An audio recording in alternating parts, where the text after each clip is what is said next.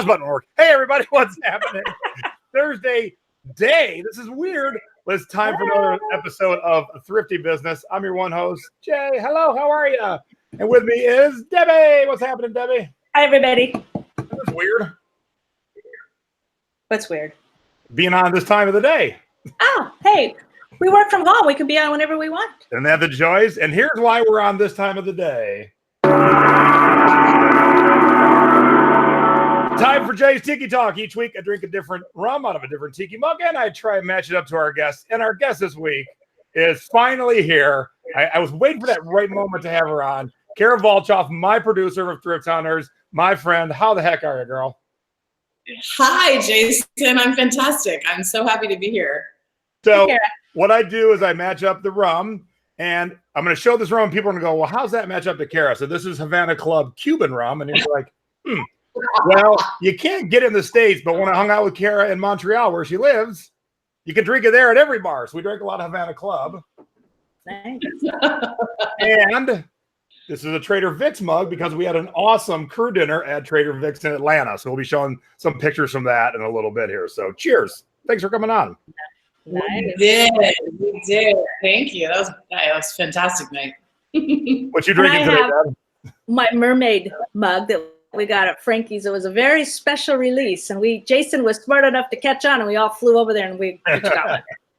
Very nice. Frankie's, yes. And I think there's mermaids in Canada, so. I think they're called narwhals in Canada. All right, Cara, just turn your camera and mic off, and we'll a little bit, and we'll chat with you shortly. Bye. Okay, bye. All right, let's get right to it, shall we, kids? Time for our scores of the week. These are the bolos, things you should be on the lookout for. These are the stuff that we sold. We sold well this week. Yes, we did. Book of posters sold for $45.99. That's awesome. Just has the posters, eh? Yes, just posters. You can pull them out and hang on to them if you want, or whatever. It talks about them with pictures. That's cool. Yes, thank you. We got some more of those too. And then this is a set of magazines. We have three more listings just like this. And I wasn't sure if they'd sold. Sure enough, we sold one for $45. And you cannot ship, magazines media mail because of advertising. But we were able to fit in a flat rate medium priority box. So he got them faster than he expected. Awesome. Yeah. And then a pair of Levi's, thanks to Joy's jeans. We're always learning about Levi's. So we sold that for $39.99. I think we got them in a bin for about $1. That's the best. Bin purchases. Wait, what? You sold a CD? That's awesome. I sure did. And it didn't take very long. I think I just got this like 2 weeks ago and paid like $1 for it and sold it for $34.99. Thanks to Jay's CD webinar. Woo, I love it. All right, so I bought a whole vintage lot of hats, and I showed pictures, and everyone saw them. And we finally got them all listed, and the first one to sell. Now, we got this cool old Datsun one, Corvette one, some sports ones, and the first one to sell was the 75th anniversary of the Goo Goo Cluster. My favorite candy bar. I think I paid like 8 cents a hat, so it was one for $18.69 plus shipping. Now, I've had this up forever. I was waiting for the right buyer. I got tons of lowball offers. This was a piece from my personal collection back in the day when I collected Marvin the Martian stuff. And I finally got the right offer this week, $320, and it is off to its new owner. Nice. Now, do you remember how much you paid for it? I don't remember because I bought it new at the Warner Brothers store, 25 years ago. So, who knows? My memory's good most times, but not that good. And oh my God, how cool are these shoes? You probably don't know who this is, but this is Bruce Campbell, one of my all-time favorite actors. He became famous from a movie called Evil Dead 2, Army of Darkness, been on a ton of TV shows. And here's just a pair of tennis shoes with his face all over it. And as you can see, since it was sold in euros, it means it is off to Europe. Nice. Oops. And we're doing a 10-pound challenge in the Secret Beach. And although I'm not going to win contests that I'm putting on, I thought I would participate just to see how I did. And this was the first thing that sold. And I think I got this like at $1 a day sale. So these are San Francisco 49ers cargo camo shorts. official NFL and new with tags. So buck to $32. Nice job. And now it's time for my CD scores of the week. We saw Debbie's CD score. Now it's time to share mine. Look, keep listening. It is June, and someone needed this $40 Christmas hymns and carols CD. That's so it's awesome. not even like popular type music. It's like children singing hymns. So $40, I am happy with that. How about Annie Get Your Gun for $90? Oh my gosh. I spent $2 on it. Now, our thought is because it just won Actress of the Year for the Tonys for the actress that's in the wheelchair. She's in Annie Get Your Gun right now. I'm thinking maybe because that's in people's minds right now that someone had to get this version with Doris Day and Robert Goulet, but doesn't matter why they got it. I'm just excited that they sent me $90. And she just passed away like a month or so ago. Doris Day. All right. So not everything can be winners, can they? No.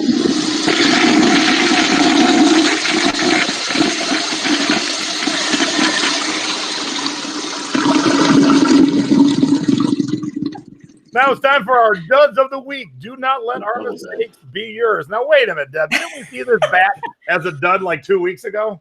Yeah, we sure did. We accepted an offer of $15. It's been through 2 baseball seasons now. Well, guess what? I got a message from the buyer saying, sorry, my son ordered the wrong one. You need something different. I mean, this does say Senior League on it. Hello. So anyway, he said, sorry, I have to cancel. Oh, wow. So and I don't know how old the son is, but I said, no worries. Thanks for letting me know.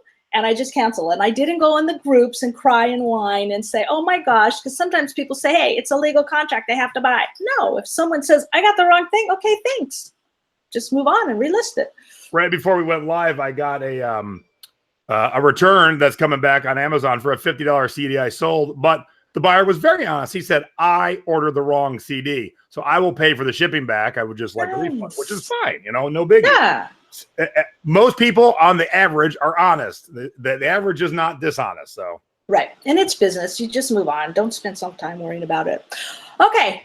This is a Disney Parks Duffy Bear. I was so excited to finally see Mickey on the paws of a bear, but it's not the right one. So I did a 50% off sale on some plush, and he sold for $12.49. And you'll never believe what the buyer's last name is. Jason, can you guess?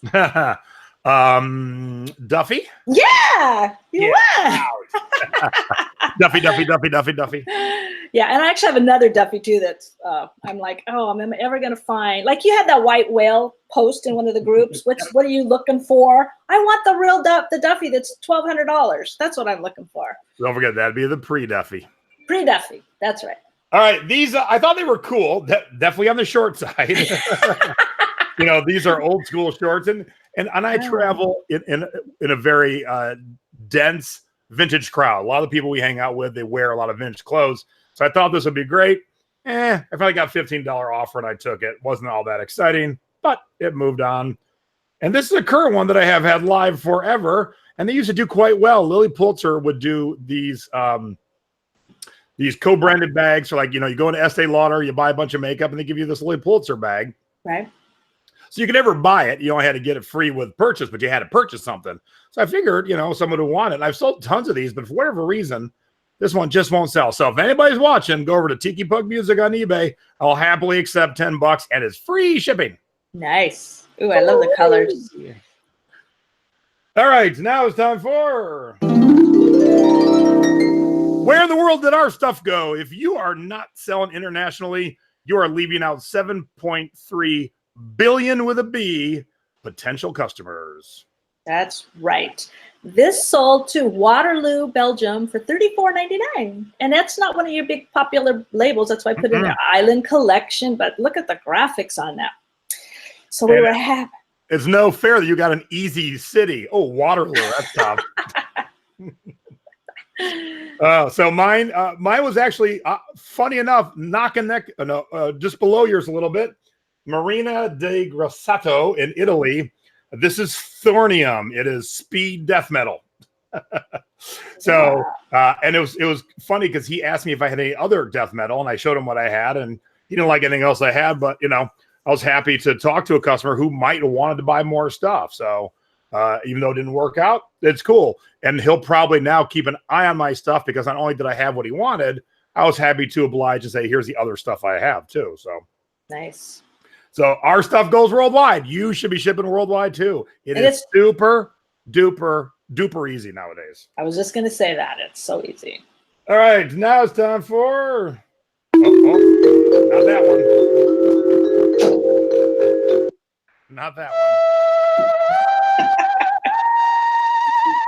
Time for close encounters of the thrifty kind. Now, I only do this when I have something, fun happen. So some weeks, nothing really fun happens. But this week, it was a twofer, Deb. Oh, good. Two thrifty encounters at the exact same time. It was the craziest thing that I ever experienced. So I'm out thrifting with my buddy, Toomey's in town, and I'm just in the shirt section by myself. And there's two guys across from me, and they're like, oh, you're here in person. So it was my buddy Tree Lynch. He lives in Vegas. He's in the thrifting board. And Tree goes, hey, this is my brother. He just got back into selling. I got him in the thrifting board. He was just put in yesterday, so he's probably the newest member. And so I'm like, oh, hey, how you doing? His name is JR. So nice to meet JR. And they were asking me about Tommy Bahama shirts. And I explained why the one they had was nice, but it'd be tough to sell because it was rather boring. So we're having this nice conversation about, selling Tommy Bahamas, and a woman walks up to me and goes, she's holding the shirt on the hanger, and she goes, hey, would this shirt be long enough to conceal a gun? And I'm like, what? You're goes, kidding? Yeah, I gotta buy this shirt for someone who carries a gun. Would this shirt be long enough to conceal it? I go, do I look like I carry a gun? Because I don't. But I go, but it would depend on the height of the person and the size of the gun. Like, you can't just show me a random shirt and go, will this conceal my gun? Oh my gosh. So that's my 2-in-1 thrifty encounter. I never get one, and you get two at a time. Couldn't believe it. Hanging out with Tree and JR, and then boom, someone wants to talk guns. Well, at least JR is learning fast out in the field. Oh yeah. Heck yeah.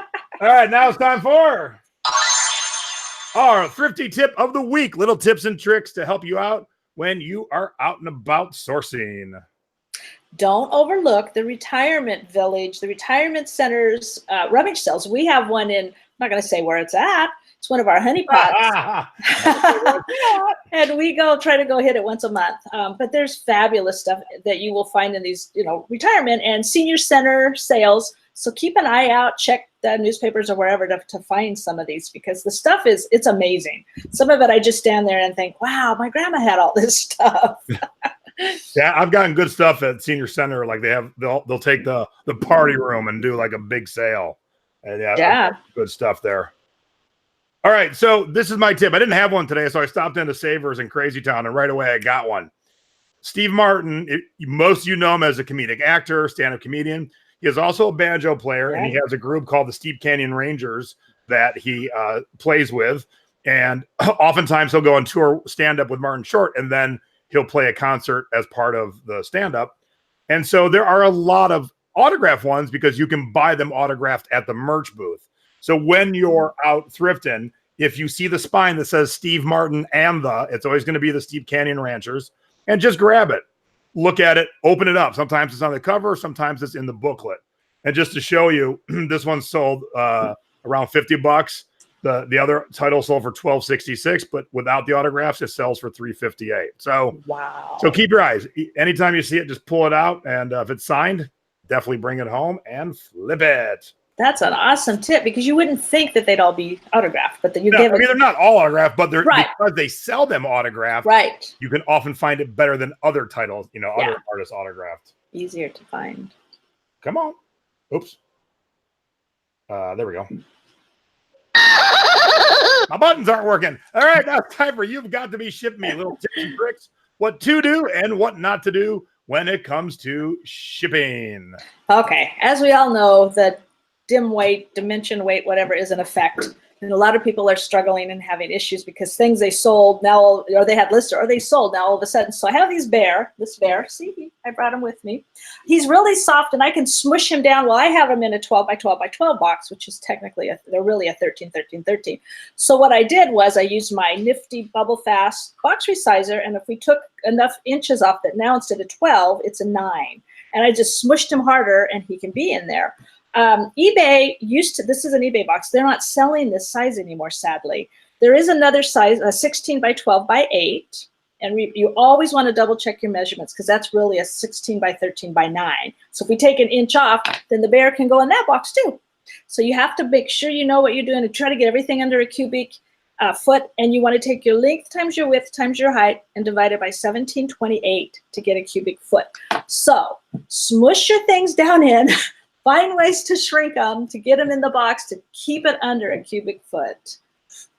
And good plush when you get it and it's been squished down. Good plush just pops back up. Yeah, see, he was in that box and now look at him. He's all fine. Live demonstration time. One of the lifeguards / admins of the thrifting board, Bridget, sent me a tiki mug, the FOMO method in a padded flat rate. So I told her my shipping tip is going to be if she did good or bad. So let's see. Drum roll. Yeah, let's see how she did. She picked up a mug for me. Oh, actually, I have a picture. Duh, I forgot I had a picture. So here she is the night of her buying the mugs. She is at Tiki Cat in Kansas City, Missouri.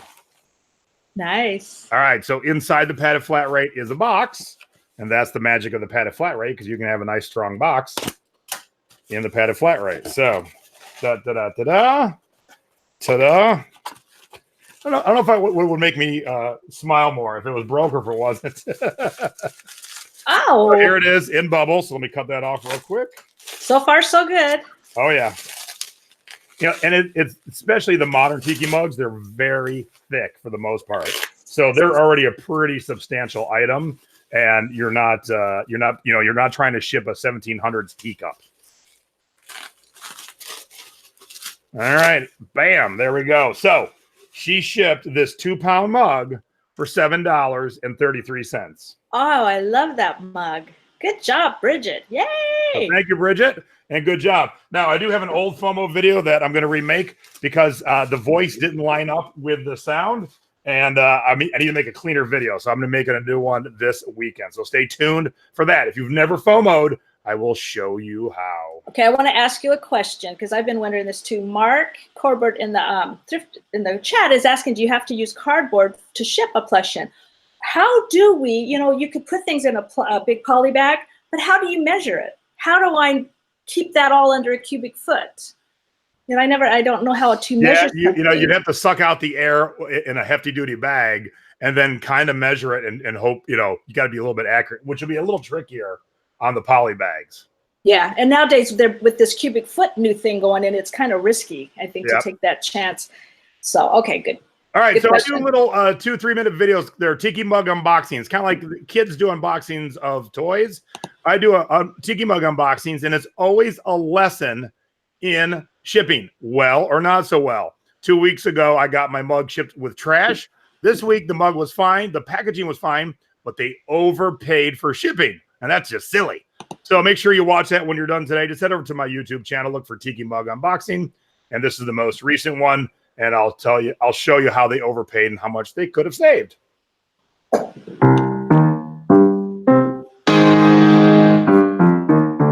Time for the eBay tip of the week. Little tips and tricks to help you out when you're selling online. Okay. I have never used the eBay crop tool before. Ever?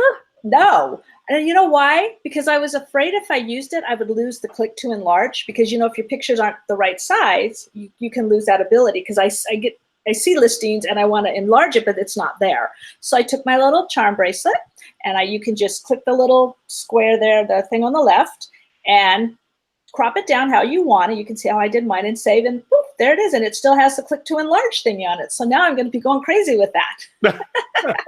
Debbie's found a new toy. She's going to use it, but she can't use it no more. Okay, so this is a little tip that I had a little chat with my assistant. Here's this Laurel Birch purse that I have right now.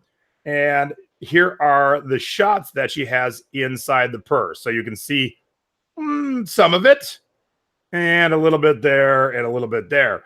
But she didn't take any shots straight down to see the bottom. And where do purses get the messiest? On the bottom. Oh, yeah. And so a potential customer said, I need to see the inside of the bag. And I'm like, well, of course I have pictures inside the bag. She said, not the bottom. So I made sure to take this picture, send it back to the customer. So make sure if you're doing purses, you show the bottom, because that's where like the makeup and the pen and everything else gets. And as you can see, this purse is nice and clean. Yeah, and you still get your logo in there, so that's a good shot. Yeah. All right, so Jeans with Joy's Good Job Award of the Week. Pretty cool one, and a great lesson from Joe, and I don't know how to pronounce Joe's last name, Poililo. So he bought these vintage Tommy Hilfigers for a nickel. No way. A nickel, and he waited and got his $100. And the point that Joey wanted to make that Joe did so well was when you have a nickel invest in something, sometimes you're more apt to take the quick sale. Maybe you get $50 for these because you're like, man, I only paid a nickel. But when they're worth $100, stay for your $100. It don't matter if you pay $20 or a nickel. Go for the price you should be getting. Trying to figure out the ROI in my head. Holy cow, is that like 8,000%? Yeah, pretty much. Good job. Good job. All right, here is the schedule of events for eBay Open. We were just talking about Ask Juice before we went live. Secret Beach Bash is on Monday. I had someone just sign up for it while we were live here. Tiki Party at Frankie's on Tuesday, and the big old Thrift Class on Steroids #3 on Friday. You can sign up right down below in the description here. Debbie's teaching books. I'm teaching media. Joy's teaching jeans. Craig and Rick, who are in the chat, Craig's teaching the baggies on the wall, and they're going to be Rick's going to be there to help us in the store. And happy anniversary to Craig and Rick, by the way. Yes, happy anniversary. So we got a lot of seats sold. We got a few seats left, so get signed up now. You don't have to be going to eBay Open. So if you live in Vegas, you can sign up too. You don't have to go to eBay Open just to go to this class. And yay, I finally got the shirts done. Oh, so nice. The Thrifting board shirt for this year is not specifically for Open, but we do tease Open a little bit in it. But you could, if you're not coming, you could still show your love of the Thrifting board. And then here is so we are surfing the open sea with the Thrifting board, and we're navigating the open sea with the Secret Beach. So if you're a Secret Beachcomber, there's your t-shirts. Now, will you put links to those in the show? Yeah, there? I'm waiting to get my sample tomorrow, just making sure, because one time I made a shirt that had this weird line through it, and I couldn't see it until I got the shirts. I want to make sure the shirt looks fine. I wonder who made that shirt for you. Since May made the shirt, I'm sure it's fine. But and today, wait, what's today? Tomorrow, or wait a minute. Sunday is the last day to sign up the early bird price for ecomChicago. So come see me, John Lawson, Chris Green, and a whole multitude of other awesome speakers for the best Midwest conference of the year. Again, the link is down below. It's a lot of fun. And the coolest part is the first day of the event is two things happen. It's Coaches Corners. So you can sign up and talk to me, talk to Chris, talk to John, talk to a whole bunch of other coaches. And we're each teaching different things. And all the vendors demonstrate their product. So if you see a vendor whose product you want to try, go watch them demonstrate it. Then come spend 20 minutes with me and we'll do a store review. And then go spend 20 minutes with Chris and he'll teach you how to do merch shirts. So it's a great event. Get signed up, get your early bird special. And hey, we came in early. Cool. All right, Cara, if you would come back and join us. Let's get our guest in here. Hi, everybody. It's Cara Volchoff. Yay! Hey, Cara. Welcome back. What's happening? Oh, look at all that hair. I'm so jealous. Look at all that beard. Yeah. Are you jealous? I just have it on my head. You have it on your chin. So Cara and I have been friends for 6 years now. Yeah. And we did TV together, but that's jumping ahead a little bit. So we are going to back up and just, who are you? Where are you? And how'd you get into TV? Oh my God. Well, my name is Cara Volchoff. I'm a producer director based out of Toronto, Canada. But I work globally, specifically in the US and Canada, but also abroad in Europe. And I just got back from a gig in Vietnam, so that was pretty sweet. I graduated as an actor and realized quite quickly that that wasn't going to make me enough money or give me enough decision-making power. So I flipped to the other side of the camera and decided that storytelling was just as great on this side. And I specialize in documentary, lifestyle, and reality television. Nice. Is that enough? Yes. Oh yeah. Very interesting. How long you been a producer? Running the show years. Before that, I was doing, a bunch of story producing, chase producing, segment producing, but I've been executive producing on series now for about 15 years. Yeah. Nice. Crazy. So, Yours is my favorite, Jason. were you doing Thrift Hunters Vietnam? Is that what you were doing? Yeah, I was looking for a South Asian spinoff. Lots of tiki mugs. All right, so you're in TV. You realize behind the camera is way better suited for you and your lifestyle. So how in the world, from you from Canada and me from Vegas, how do we end up together? Well, oddly enough, there was a production company based out of Montreal that was looking to hire a Canadian producer that was more on the English side of things, because as some of you may or may not know, Montreal is mainly French speaking. So they had a new show that they were doing with Spike, and they wanted me to come and interview for it, which I did. I love working in the States, and when I found it was Vegas-centric, I was even more excited. Little did I know, until I was sent there to meet the talent of the new series, that I would find a friend for life, which is Jason. Aww. So, yeah, it was about 6 years ago, and I packed my bags from Toronto, went to Montreal, and then shortly after Montreal, I headed out to Vegas to meet the stars of Thrift Hunters. Nice. And that's how we came to be together in Vegas. Spike was so Paramount is now the defunct Spike. It was based out of New York. So we would host the show in Montreal, but we would film it all across the States, and we would deliver it to Spike in New York. So it was a lot of traveling, a lot of fun, a lot of late nights, and an incredible crew. Like, we were on the road all the time. So as Jason become family. So it honestly, to this day, I'm not saying it just because I'm on the show, it continues to be projects I've ever produced. Aw. I can understand. Yeah. And I've said this before, and I'll say it again. I am fully aware of a factory job is way more demanding, but let me tell you, film and TV is horrible. It's boring to the point of when you're someone like me. Like right now, I have 4 monitors going, and while I'm interviewing Cara, I'm keeping up with the chat and watching this chat. So I'm doing a lot of things. So when you're doing TV, it's a lot of hurry up, wait. Yeah, and when you walk in a door and then the motorcycle rolls by, you got to walk in the door again. So you end up doing everything about 5 times. And where it gets a little tricky, you say something off the cuff funny and everyone's laughing, but someone like, some kid cried in the background, do it again. And so you try and make it funny again. The 5th time you're trying to say the funny thing again, in your own head, you're like, this isn't funny anymore.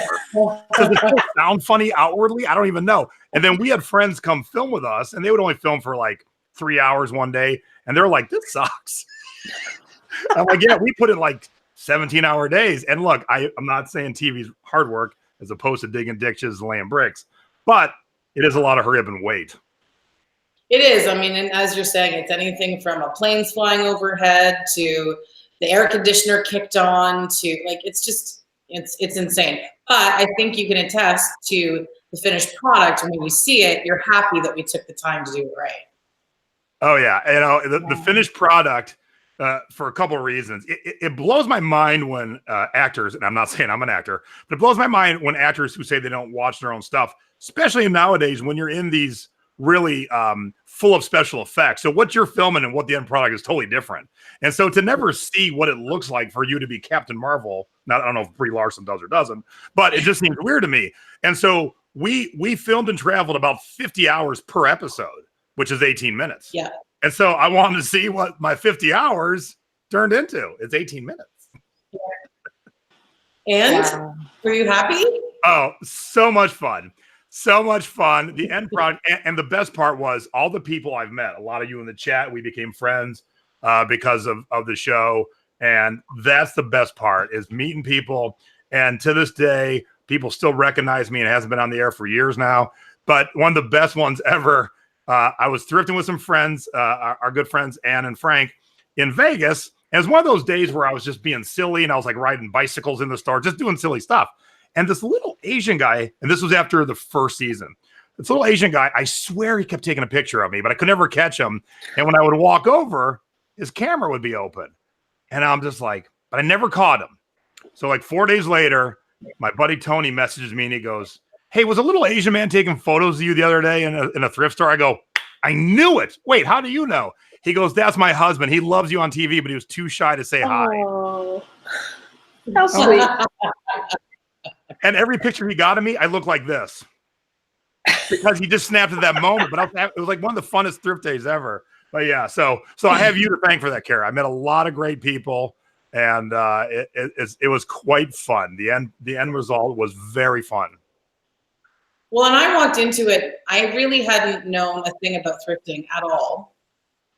Then being greeted at the airport in Las Vegas by this big, sexy man standing in the middle of all of the like luggage rack. We connected immediately, but you took me thrifting so that I could understand what we were going to be doing.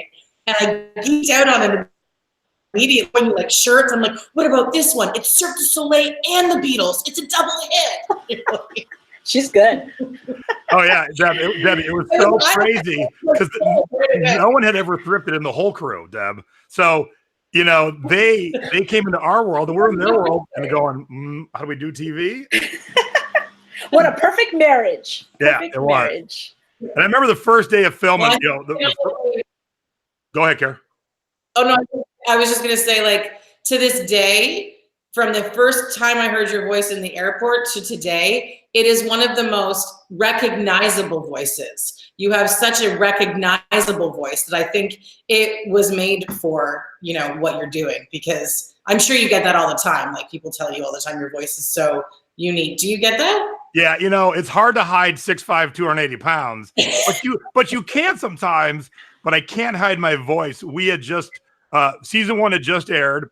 I was in Maryland with my friend Greg Purdy, and he'd take me to by the pound store.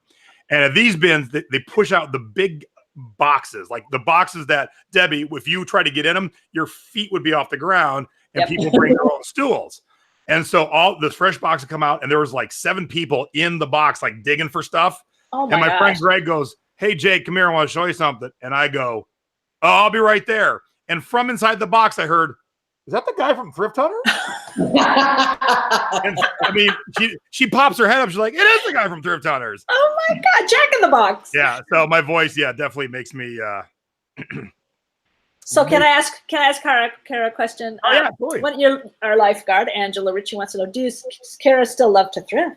Do you still thrift now? You know what? It's 2 things. I think one, what I realize is that the work that it takes to thrift properly and organize and list and research and write up is far beyond anything that I have time to do in my off time from producing. But in terms of a hobbyist, absolutely. Oh, I still good. I love it. I love it. Oh, good. Yeah, after we got going, Deb, the crews would, and those moments where we were all having downtime waiting for an announcement to end or something, the crews would come over with like a shirt or something. Is this a good one? Oh, they were definitely, and I would see them buying stuff as we were getting ready to leave. So someone just reminded me of something, and this is a testament to making the show with Cara and stuff. So I go to a flea market in Lille, France, where 1 million people pile into Lille for the weekend. And so, look, I stick out in a crowd of 50. I really don't stick out in a crowd of 1 million. And I got recognized 3 times from Thrift Hunters while I was hanging out in France. So awesome. All right. Nice. Global for number 1. So got a couple questions. Does the executive producer fund the show? Are you funding my show? No, because if I was, we'd still be on air. No, I am an executive producer, but in the creative sense. So there are the money heads and people that run all of that, and there are the creative heads that oversee the production and delivery of the show. So I'm on the creative side. Do you love your job? It sounds so fun. I do. I love it. I travel the world. I meet super cool people. Jay is a testament to the fact that we're still friends. I make and I get to research things and tell stories and have opportunities that I wouldn't otherwise. So I absolutely do love it. So that's what's cool about Thrift Hunters. It was a real show. It wasn't staged, right? It wasn't fake. No, and we had to really figure out how to tell the story authentically because, of course, you know, we're only there so often. So how can we, you know, tell the buying story, tell the listing story, tell the selling story in an honest way, knowing full well that people would be doing their research and could easily find out anything online that we were doing or not doing. So I think the most challenging part was to make it engaging, make it fun, give lots of takeaway, but stay to the listings and where we thought they would go, honestly. You did a fabulous job. And experts that allowed you to be able to do that. I could tell the story because Jay knew his stuff. Like if Jason didn't know, you know, if he was just like, you know, trying to sort of host a thrifting show but didn't know the understanding, but we wouldn't have gotten there. It takes an expert on camera and a storyteller off camera to be able to do that. And we were able to do it really well. I was proud of that. Nice. Yeah, and that's when they came and asked me to do TV. I said, "Look," because I was like, I think I was like 40 at the time. Do I want to be on TV and famous? Sure, that sounds fun. Do I want to be on TV and famous and make fake TV at 40? Nah. If I was 20, you wanted me to fake something, sure. But at 40, I just had no energy to do fake stuff. And of course, we still had to make entertaining TV. So people are like, well, they knew, you know, the conspiracy theorists, well, they knew they were coming to shop. Well, duh. Yes, we still had to let people know we're coming. It wasn't guerrilla TV.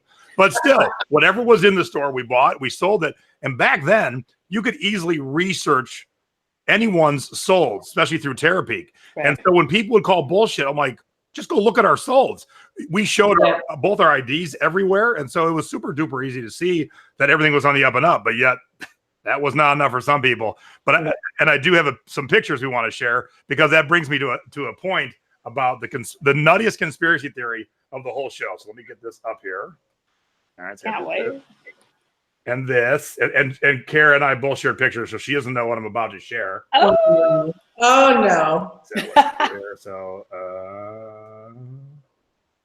there we go. So this was our photo shoot here in Vegas to do the promo photos for the TV show. And we really wanted to buy this chair. Oh, this was the pre-thrifting. This was when you came down to meet us and learn about thrifting. Yeah. We were having a grand old time in that egg chair. We took a lot of pictures in that egg chair. You are fun, Cara. You are so fun. Thank you. When you shoot TV, you do things like you strap a giant camera to the front of your car. And drive down the Las Vegas Strip. Yeah. Oh, that's how they do that. Oh, yeah. And, you know, like I said, when we have downtimes, we all try on clothes. And I try to talk Barry into buying this because it fit him so perfectly. It was like it was custom made for his body. I love the horn out the back of his head on the wall there. But even better than that. Wedding. Oh, wow. You have that. Okay. I was about to say, I think I tried a wedding dress. Yes. See, it's like I'm producing TV now. I knew where we were going to go. And you were right there. Too funny. Oh my God. Yeah. There's a lot of moments where you're just, like we said, we're waiting for stuff to happen. So you turn around, Cara's in a wedding dress. I'm wearing a wig. You never know what's going to happen. Oh, fun. Oh, Chris. So this was our first away shoot. We were heading to Atlanta. Yeah. And that's Chris. He was our director. Yeah. And let's see how good your memory is. What was the date of this picture? Oh, God. What was it, like in terms of where were we?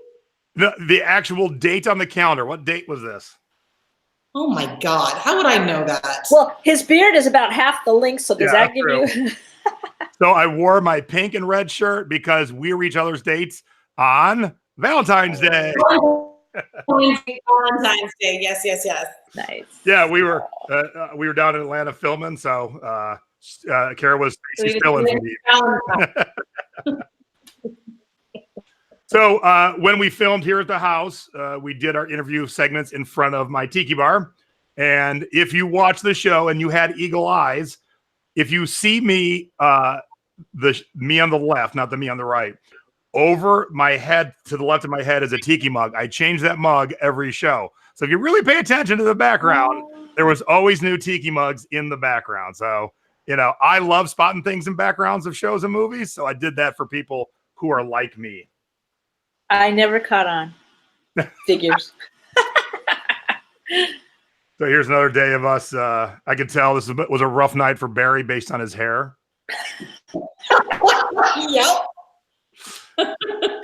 And there's my director's chair. I know this picture is a little out of focus, but there's my director's chair. Oh, and I see my other pugs that have since passed on. There's Roxy and Tiki. Oh. You look down to the lower right, you'll see Roxy up on the step and Tiki right below. Yeah. Yeah, so this space right here in our house isn't real big. So we had to cram all this equipment in, and Cara and Chris and me and Brian, and you know, you got to do all these interviews, and it's a lot of talking all day long, just sitting there and talking. But the composition was beautiful because those twinkly lights in the back of that tiki bar, they fell off into this sort of like shallow focus of the lens. It was beautiful. I loved that composition. Wow. Yeah. Now, here was the conspiracy theory. So for those of you who watch the show, you'll know about this jacket. Now, if you didn't watch my show, there was a movie in the 80s called Rad. So Karate Kid comes out, and the Karate Kid was the karate movie where the poor kid ends up beating the rich kid. And that was such a huge success. Every single sport had a movie like that. Rad was the BMX version. It was Lori Loughlin's one of her first roles, and Becky from Full House.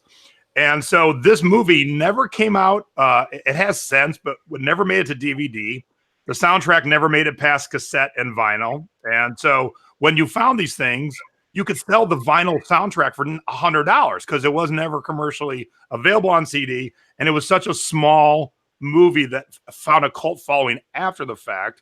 So we found this producer's jacket when they took the movie on tour. And as soon as I saw it, I'm like, man, this is, if they're getting $100 for a record, this jacket's going to be effing amazing. Yeah. And so we got it, we filmed it, and we had it up on eBay. I started talking to a potential customer who is the #1 collector of Rad merchandise in the world. And his wife gave him an allowance every year. And he had to borrow against next year's allowance to buy this jacket. I love it. So here's where the conspiracy theory came in. We filmed in Atlanta, and people knew that. And we mentioned that this was going to Atlanta. So the conspiracy theory was when we were filming in Atlanta, we went to a prop house, we borrowed this, and then we sold it back to the prop house. So ridiculous. And yeah, there's a gentleman in his living room in a glass display case. Is this on a mannequin? and if you don't know, it sold for $800. Oh, it was a great story. A great episode. Yep. And yeah, I had to get pretty because this ain't real pretty. So a lot of times getting makeup and sometimes we had to get pretty on the road. So your hair and makeup department is out of the back of a car. And it's you. You brush my beard out quite often. I did. You know, I did. You would do this. You're like, okay, we're ready. Yeah, and a little bit of shine on yours. Your forehead. So a couple quick questions. I'll get back to the chat. Bex did say earlier, Bex said, I do hair and makeup for film and TV. It is not as glamorous as you think, but I love it. Good. And then Mark wants to know if I auditioned for the role. And nope, they just came to us and said, hey, you want to do this? And we said, hey, yeah. No audition. But how'd they find you? Did they just find you on Facebook? No. So my dear friend now, who was the head of the development department at the time at Pixcom, Meredith, their job in television development is literally to research all day long interesting people doing non-traditional or cool things. So you're looking for that magic recipe of an everyday person that I can find relatable, but doing something super cool that maybe I haven't heard of. And when you find that, you start to, oh my God, what is that? Sorry, I didn't mean to throw you off here. Looking at the picture, and when you can find that magic recipe, you make a sizzle reel for a 2-minute kind of, wow video and send it to the networks and see if they bite. And in this case, they jumped immediately at these guys. So yeah, Jason did not audition. Yeah, I will say the sizzle reel. So I've been on TV in terms of I've been on 4 game shows. I'd been in a skit on the Tonight Show and an opening segment on Jimmy Kimmel. So I had an idea how TV worked. When we filmed the sizzle reel, we filmed for 2 days. We filmed for 16 hours. And at the end of day 2, I came home, kicked my shoes off, my feet on the coffee table, and Stacey, my wife, said, "So?" I go, "We ain't never gonna get a show." And she goes, "What do you mean?" I go, "Oh my God, it's horribly boring," because I was envisioning the whole 16 hours.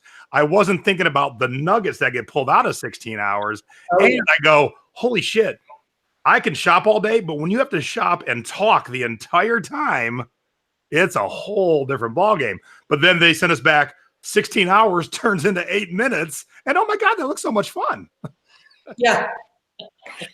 I still remember, Jason, I was standing in my kitchen when you called me and said, you got a show. I didn't really know what that meant. I was like, oh, cool. The rest is history. I don't know why, because the back of the truck seems kind of empty. So I'm not sure why all these pillows were piled on top of you. I don't know if you remember, but I thought it would be a fun picture to share. It's hilarious. Were we on the road? We were on the road, but looking past you, the back of the SUV is empty. So why you have all these pillows, I have no idea. Was she cold? No one does not want me in the truck. Oops, why is that picture there? Whoa. So we all decided to get our own calzones for lunch, and that's how big they were. Yeah, massive. Unnecessary for one person. Oh yeah, but we didn't know. So we had like 9 calzones at the table. We were like, we needed like 2. I love your facial expressions. So here we are at the Atlanta Trader Vic's, and that's why I'm drinking out of the Trader Vic's mug today, because we had an awesome crew dinner that night and cocktails. Speaking of, there we go. We had cocktails. The calzone was too big, but the cocktails. Because of being in Atlanta, their signature drink had a whole peach in it. Oh. That's a big ass peach. Wow. That's a big ass peach. Wow. Okay, so I want to tell a story. Oh, this was a nice story. I want to tell a story about Atlanta.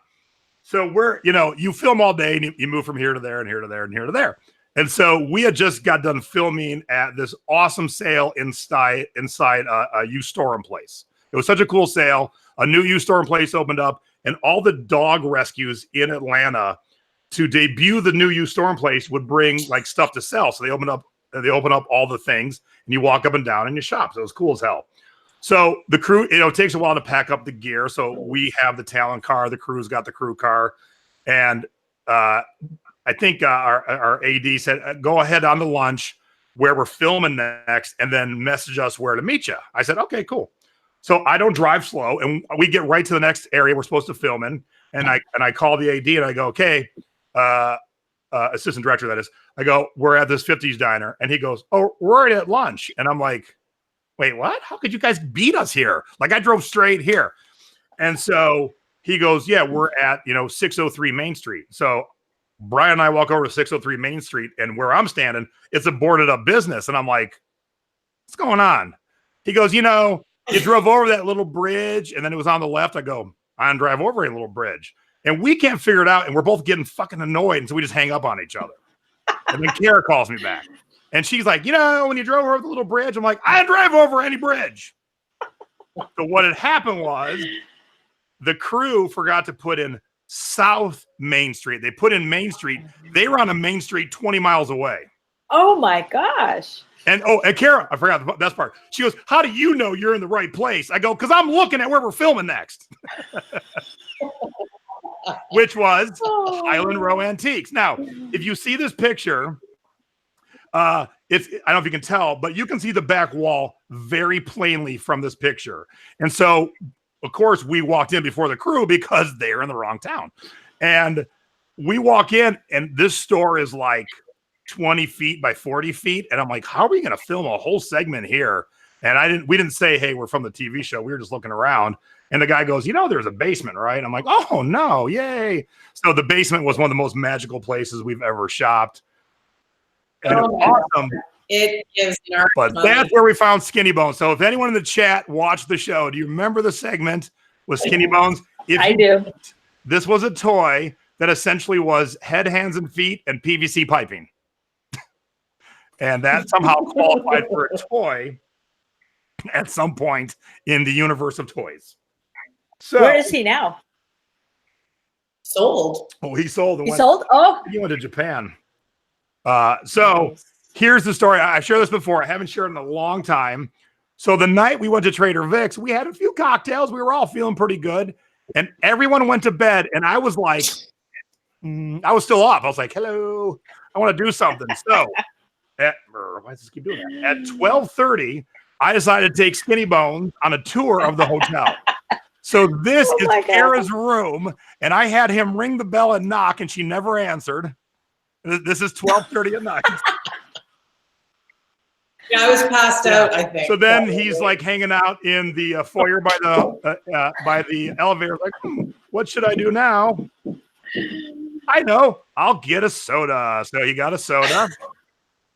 I'll just leave it like this because it's driving me nuts. And then he's like, anything cool in the trash can? Nope. All right, I think I'll hop in the elevator and let's go down to the lobby. And while oh my gosh, I can just see you. Yeah. Oh yeah. I'm just like a moron. Well, I'll stop and I'm going to work out. Let me run the treadmill. I'm going to lift. Oh my gosh, he's laying down. Hey, I think we actually used shots over the credits on this episode. Here he is riding the bike. Oh, look at this empty box of wine. So sad it's empty. I think I'll get some snacks from the lobby. And this is the closed bar in the lobby. So the bar's closed because it's like 1:30 in the morning. And I had thrifted this hat, which I'll talk about in a second. In the lobby, there's a business meeting going on, and it's 1:30 in the morning.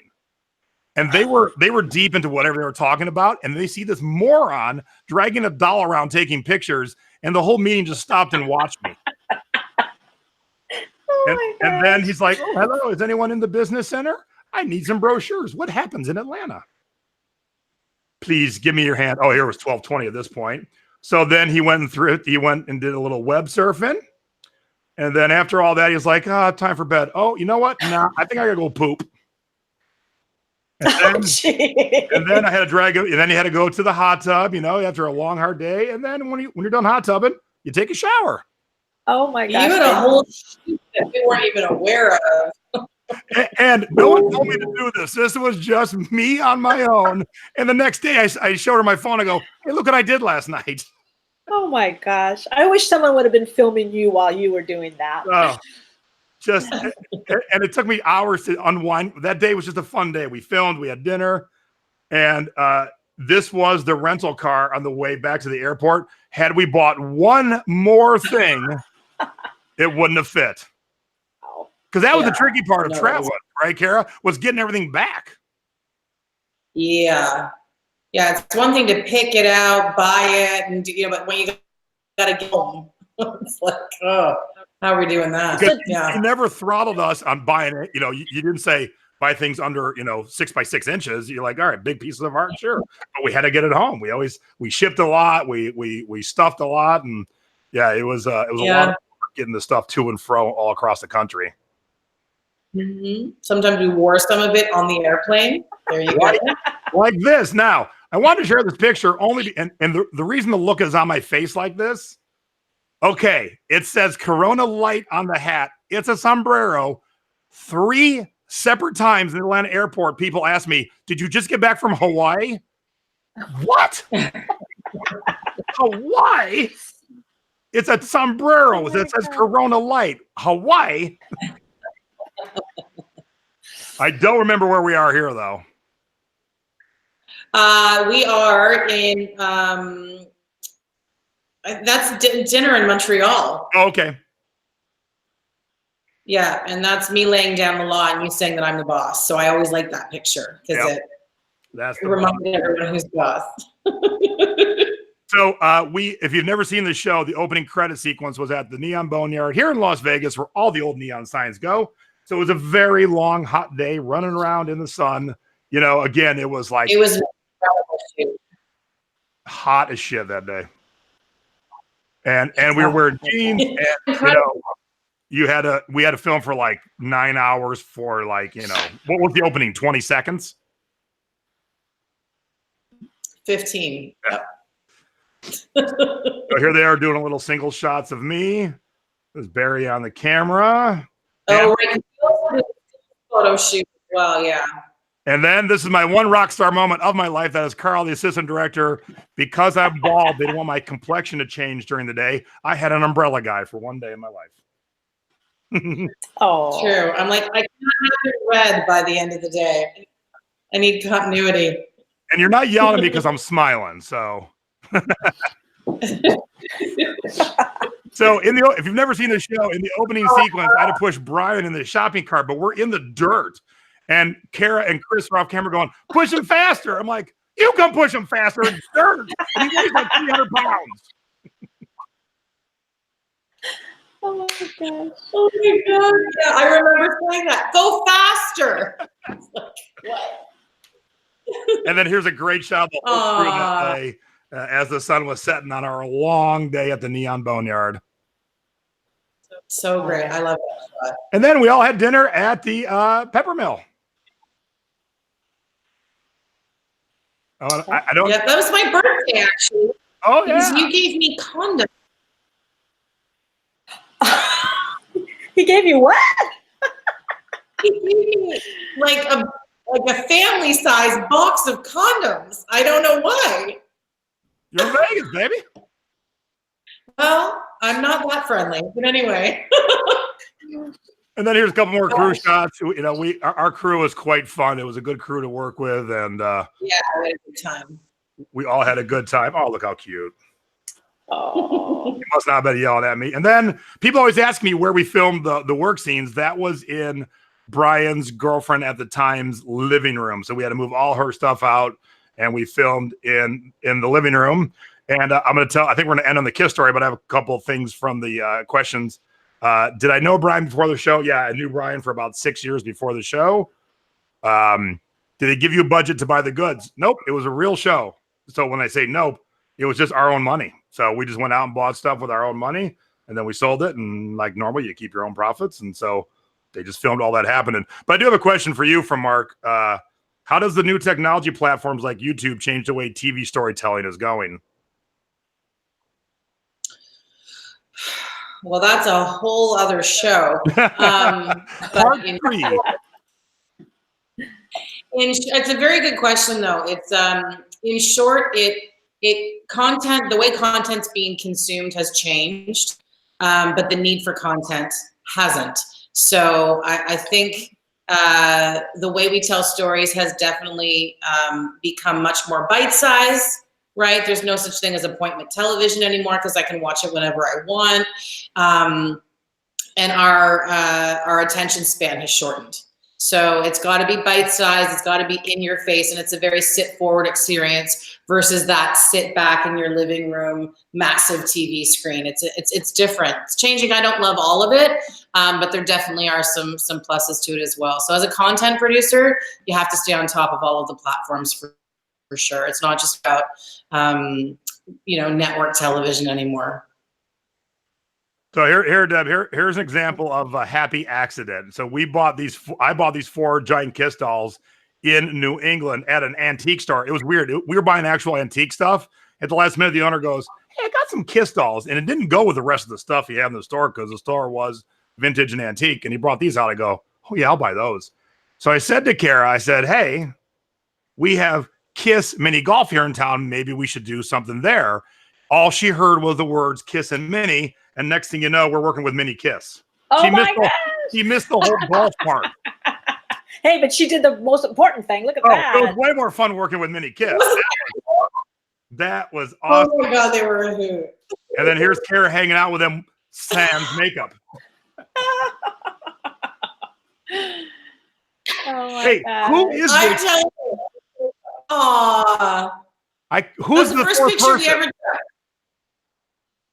So that was the story producer. So you never saw him because he worked out of Montreal. So he would always research the stories, and then Chris and I would come and execute the stories. So he didn't get to have all the fun with you guys. 100. No, exactly. We had all the fun. He had done the fun. Oh yeah. And this is the antique malls. Oh, And this was Jason. Yeah. nice. Yeah, we All have right, so this was my first TV producer, and my first show was Thrift Hunters. But now, what you've been waiting for, and most of you have putting it together by now, on Monday, set your alarm, set your DVRs, 10 p.m. on the History Channel, and then again on July 29th, I'll be at this place. Yay! You don't know what that place is? Maybe you know it by this. Oh, the last picture. Pawn Stars. So I have now become part of Pawn Stars. So not like a constant, but I've filmed 2 so far, and we're working on a few others. So if nothing else, you'll see me twice this summer back on TV, and it'll be quite fun. Of course, I can't tell you about anything I did because that would ruin the fun of it. Right. But tune in Monday. Congratulations. Thank you, dear. Monday night, 10 p.m. If you're one of those that goes to bed early, set your DVR, set your TiVos, History Channel. It's going to be a fun episode. And what's fun is, again, I didn't look to be on TV. They came and asked me. I'm different than the average person coming in. If you've watched the show, I am different than the average because they came to me as a professional thrifter. So that was kind of cool that they decided to try a whole new angle. Is it on in Canada too? I don't know. So I'll try and find out from the producer. But whereas it was easy to get to Cara when you on Pawn Stars, the levels are huge. Like I have to talk to a different person for every question. Oh my gosh. Yeah, it's a little bit crazy. So let's end on this. Besides, I'm really bummed. Pawn Stars, people want to know, what are you working on right now? What fun thing are you working on next? Oh, me? Yeah. Oh, Yes. I have 2 shows on HGTV. Home to Win is going into season 4, and Hot Market is being filmed right now, starring in the fall. And there's a new series for Discovery Science about extreme ice machines. So lots of stuff, lots of good stuff. Extreme ice machines? Yeah. Wow. So like Okay. big ice cube makers for cocktails, or what are we talking about here? I'm sure we could make that happen for sure. It's more sort of like, a $500 million ship that has to sort of cut the ice up through the, a channel to get shipping through, even in the dead of winter. So cool things like that. Very different, but again, that's what keeps She's got big shipping tips. Yeah, no kidding. Wow. The biggest. I'm really bummed. We were at your house for the premiere of first season and second season, but obviously we're not going to be there for the premiere of Pawn Stars. That was fun. Your house was packed the first time. You had TVs on in every room in the house. Chris Green was there, and Stacy. They were live streaming it. It was so much fun. Someone did ask if I was going to be the tiki expert. No, well, kinda. You will see Tiki in both episodes because I am me, and you know where I go, Tiki goes. So, especially my Tiki friends, I worked. There's basically 3 types of Tiki, and by the time you see the second episode, you'll understand what I mean. And I worked all 3 kinds in because it's where my love is. So it's quite fun. Well, Cara, thank you very much. And the reason we had to do a daytime show, so to speak, is because you had a nighttime thing, and I forgot to tell you what time the show was when I invited you on. So that was my bad. That was me being a producer. No, it worked out great. No, thank you for making the time work for me, and I wouldn't rather be anywhere else. This was amazing, and I'm so excited. I'll be tuning in for Pawn Stars, so and I'll be visiting you in August. So get ready for me. Oh, heck yeah! We'll go hit the pools again around Vegas. Awesome. Fun. All right, everybody. Thanks, guys. no show next week because it is the holiday weekend. I'm going to be out of town doing some stuff. And then my mom is partying. She just said goodbye. She's going to get a cocktail. She was watching, but she's partying at a tiki event herself this weekend. So no me and mom show on Sunday. So Monday or Tuesday, I will fit a me and mom show in there of some sort. So just stay tuned. We'll figure something out. But don't look for it on Sunday because she'll be just getting home. My 76-year-old mother is partying and vending for 3 days. So we should all feel as young as my mom does because she's the Mac, that's for sure. And thank you, Debbie. Yes, nice. Oh, and my pleasure. I apologize to all of you who tune in at the normal time later and go, "Where's the show?" So for those of you who enjoyed the replay, those of you who watch live, thank you very much, and have a wonderful day. See you on Pawn Stars. Thumbs up.